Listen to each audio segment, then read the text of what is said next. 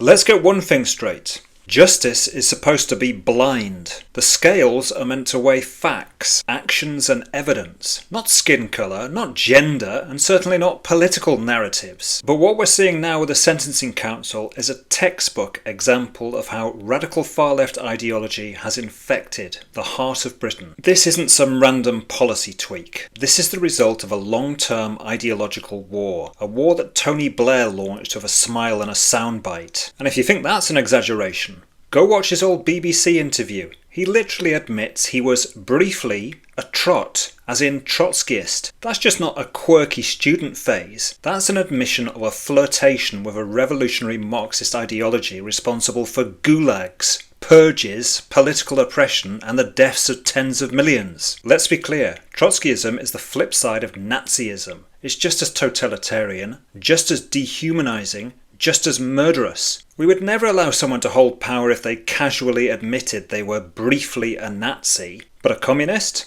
That's fine. That's edgy. That's intellectual. And that moral hypocrisy is now baked into our institutions. Because this isn't about justice anymore.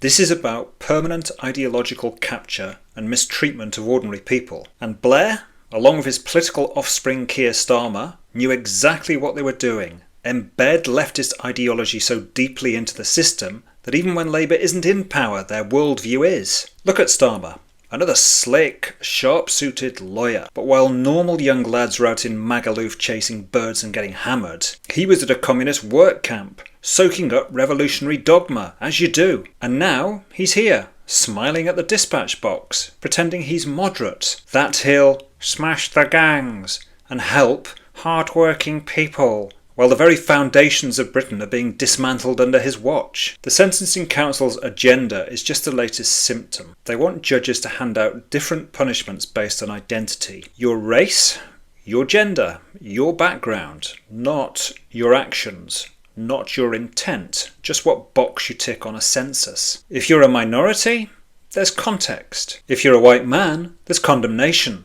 This is apartheid logic dressed up in academic language. Picture this. You're in court, charged with a crime. Same offence, same circumstances as the man before you. But there's a difference. He ticks the right boxes. Minority background, definitely a few buzzwords from the gullible social worker in a pre-sentence report. The judge nods along, rehabilitation, not retribution. Then it's your turn. White male. No trauma narrative, no social credit. Case closed. You're the villain, like in every single TV programme and soap opera you watch. No second chances, just a cold lecture and a cell. How would that feel? Knowing that the system didn't judge your actions, it judged your identity. This isn't justice, it's apartheid making a comeback. This spits in the face of our Christian legal heritage, which says all people are equal in the eyes of God and therefore the law. That free will is real, and wrongdoing is a choice. That punishment should be based on what you did, not who you are. The new ideology throws all that out.